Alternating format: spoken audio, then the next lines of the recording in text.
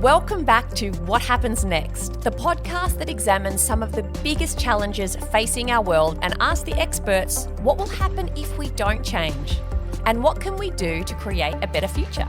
I'm Dr. Susan Carland. Keep listening to find out what happens next.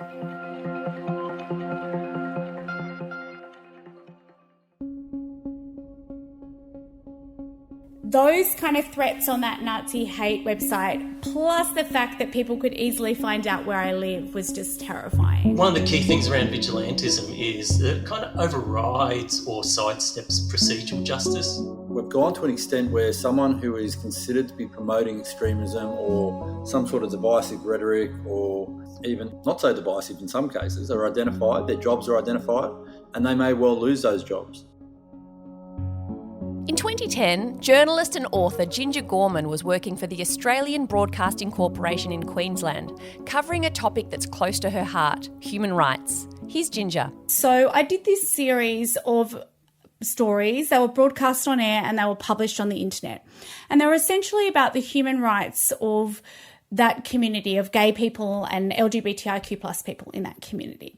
One of these stories was about two men who told me they were gay dads who'd had a child via surrogacy in Russia, Mark Newton and Peter Truong. And so by all accounts, they were a lovely family. I did the story. I spent a lot of time with their little boy. I came back to Canberra, where I'm originally from, and I was on maternity leave with my second baby. And those two men were arrested and charged in the United States as members of an international paedophile gang. Tonight's story is shocking and extremely difficult to comprehend, but stay the course, because ultimately it's about the remarkable efforts by investigators around the world to crack a highly secret code and strike a serious blow against the exploitation of the very young. And it turned out that this little boy had been horrendously abused from the time he was 2 weeks old. You know, as a mother myself, that was just so hard to cope with because I'd spent quite a lot of time with that little boy.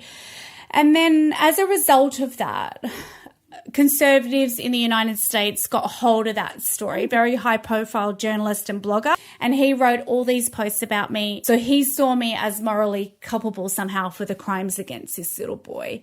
And so I just became subject of an online hate campaign, and it was international.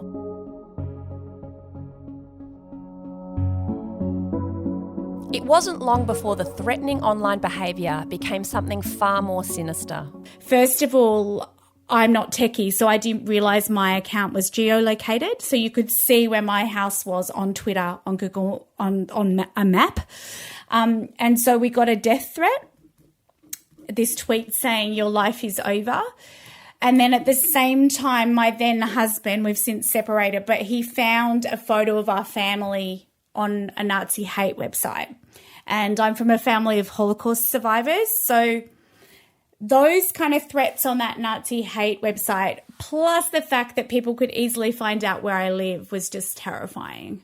And I just remember late at night lying in bed and hearing my little babies asleep and breathing in the next room and just thinking, did I just put my kids' lives at risk because of my job as a journalist? So that's where it started. What a horrendous story. So what happened after that? What did you do? The thing that happened was really no one could tell me the level of the threat. So I know you yourself, Susan, have been subject to a lot of online hatred. And the thing is, you don't know, is this person that's threatening to kill me in the next suburb with a gun? Are they actually coming? Or is this just an empty threat? And so at that time, I remember ringing my boss and asking for help, and he wanted me to call the employee assistance program. And I just remember thinking, no, you F-wit, like, I don't need a psychologist. I need to know, is someone going to kill my children? And the police were very much the same. You know, they told me to stay off the internet, love, which is what people tell cyber hate targets. And so that not knowing was terrifying. And I suppose that's where I really started to ask questions about cyber hate targets and how they cope. And, you know, I was asking myself, what's the level of the threat here? And in a way, that's what I wanted to find out.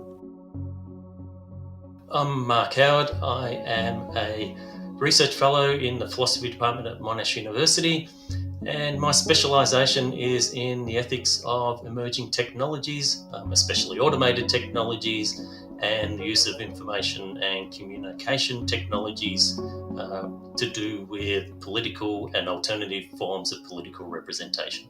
Probably most of us are familiar with the notion of vigilantism. It's got a long history beyond I guess its recent iteration as digital vigilantism. And most simply, it's a response to a perceived civil or moral transgression, a crime or an injustice. And the idea is that the target of the action is usually thought to be somehow escaping justice. And one of the key things around vigilantism is that it kind of overrides or sidesteps procedural justice. Our typical systems of justice that we have in our social institutions. And it's sort of extra legal. So it's this idea that it goes beyond the laws that we have.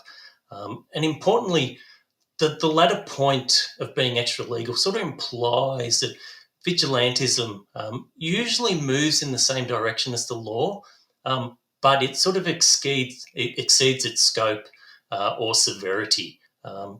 And just quickly, a couple other important points around vigilantism for ethical analysis is, it makes this assumption that worthy ends can justify using transgressive means.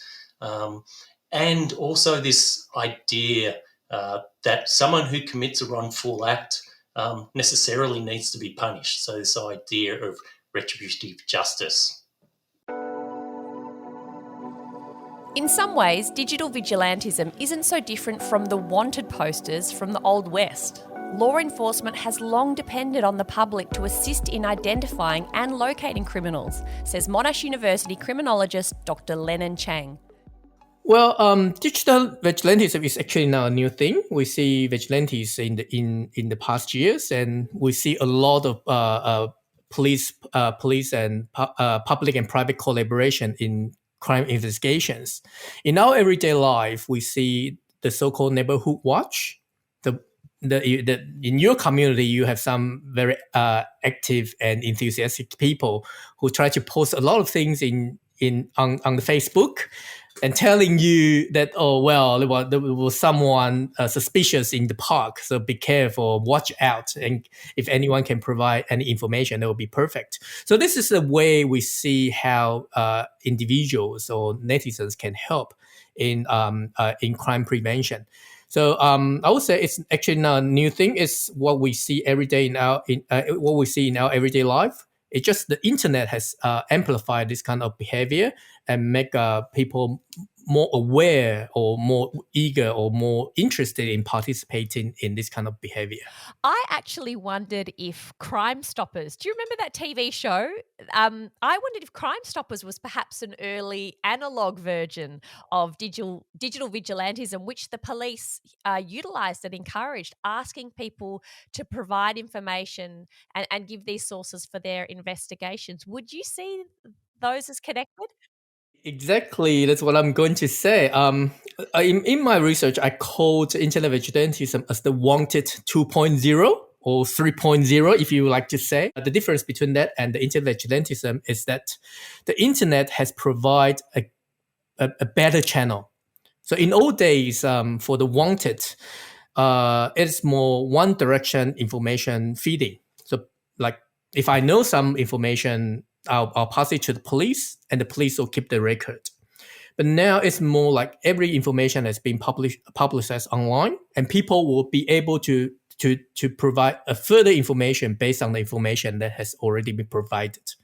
I always use this as an example to my students. Like if someone posts your photo on the Facebook, Susan, students from Monash will say, "Oh, that's my lecture at Monash." And then people from Monash will still will keep, based on the information, provide more information. Like she has been a anchor of what happens next. So this is the accumulation of information that won't be able to realize in the past wanted system. Solving crime is one thing. problems arise when an internet vigilante's idea of injustice differs from society's idea of it. Here's Mark Howard. So is it when people feel that the law is not keeping up with what needs to be done in terms of justice and people feel we've got to take it into our own hands? Yeah, so certainly historically it's been this idea that although the agents of vigilantism might support the existing social order and the existing social institutions, they don't think it's doing enough to uphold certain standards.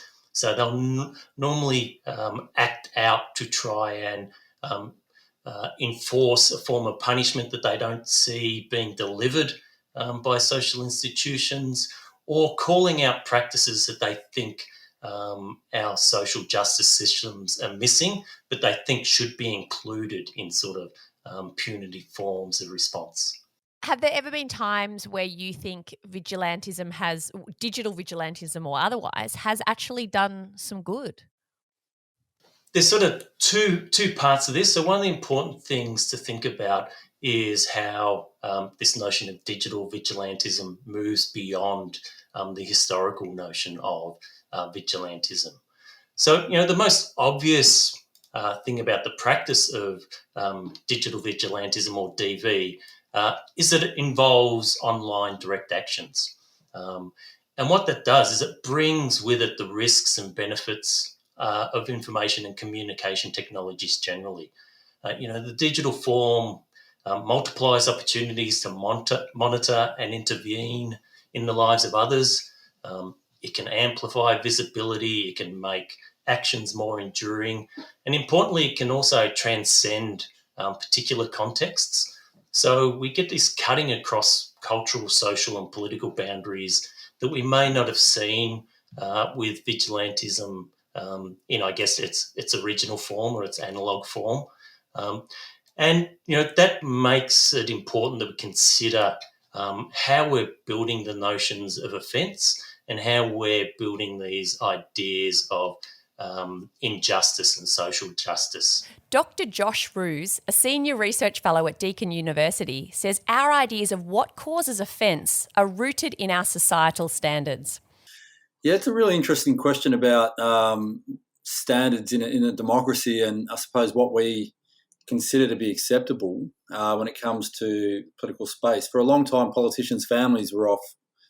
You couldn't talk about anyone's family, but now it's just part of mainstream political debate and the private actions of politicians. But now we're looking at we've gone to an extent where someone who is considered to be promoting extremism or some sort of divisive rhetoric, or even not so divisive in some cases, are identified, their jobs are identified, and they may well lose those jobs.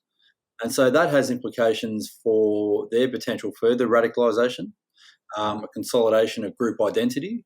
In those groups, a sense of having been marginalised and targeted, and in some ways it can have a counterproductive effect because it can actually bring these groups more closely together in a binary sort of us versus them mentality, and to some extent that may increase their susceptibility to engage in violent acts. I guess I wanted to ask you on that, how effective is this kind of work?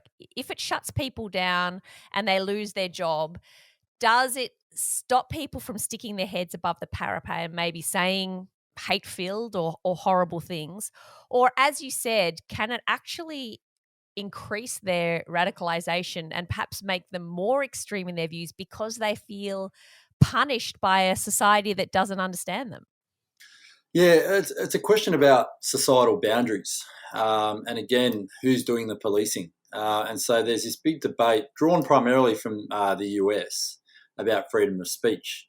That's not guaranteed within our constitution, to the best of my knowledge, and to that extent, we have I suppose a society built on this notion of respectful dialogue.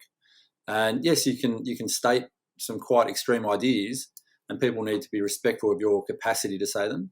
But at the moment, I suppose it crosses that line into the promotion of violence in particular.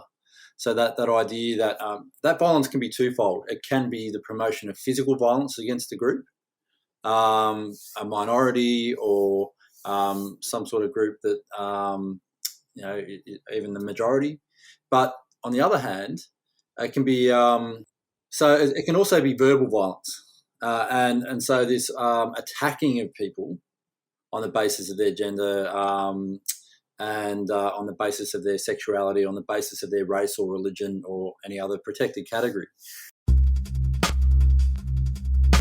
And once things reach boiling point, that violence can escape the internet and enter the real world, as in the case of the Christchurch, New Zealand mosque shootings. Here's Ginger Gorman, who went on to write the book Troll Hunting about her experiences and subsequent investigation into this phenomenon. And we know that real life harm comes to a lot of cyber hate targets, so it isn't a fairyland. It's not an idea that never eventuates. We know, there's lots of case studies in my book where real life harm does come to people. The Christchurch killer, he was a terrorist troll. So we know that it's not a virtual fairyland, that harm doesn't eventuate, but it doesn't always eventuate. So yeah, it is confusing. It's a really confusing situation. But I suppose for my part, I still didn't really realize how dangerous some of these guys were. I still had that idea that a lot of us have, that these are anonymous morons in their mum's basement and that they're never actually going to really harm anyone.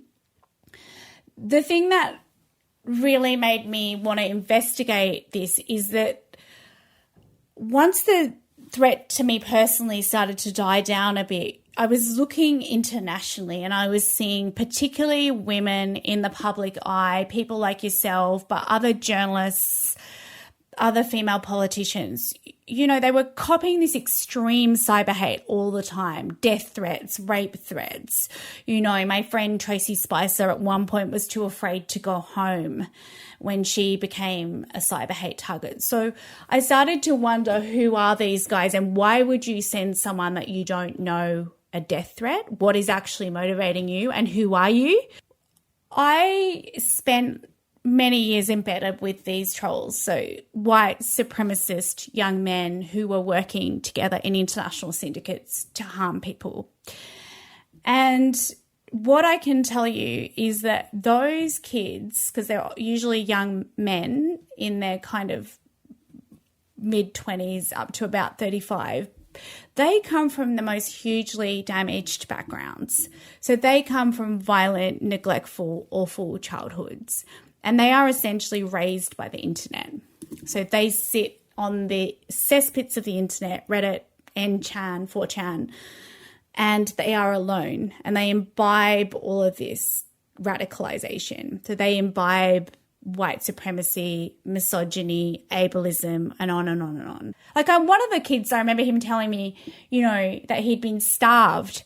He had this violent alcoholic mother and he went to stay with the dad for a while, and his dad was a pilot, commercial pilot, and just left him in the house with no food for 10 days. So that those kids end up as violent internet trolls. Like, these are our children. These are in our communities. How can we stop that from happening rather than trying to force them to lose their job at a major supermarket or something when they're in their mid-20s and they've gone out to harm someone like me? Is like, why did we let that happen? How could we create a community where those kids weren't suffering in that way and didn't feel so violent and angry that they had to get the world back, Digital vigilantism isn't going anywhere. So what can we do to ensure it's used ethically? Are there alternative paths to justice? And what should you do if you're caught in the crossfire? Join us next week to find out. Thanks to all our guests today: Ginger Gorman, Dr. Lennon Chang, Dr. Mark Howard, and Dr. Josh Roos. For more information about their research and work, visit the link in our show notes. Thank you also to the Monash University Performing Arts Centre's David Lee Sound Gallery, where a portion of this season was recorded. If you're enjoying What Happens Next, don't forget to give us a 5-star rating on Apple Podcasts or Spotify and share the show with your friends. Thanks for joining us. See you next week.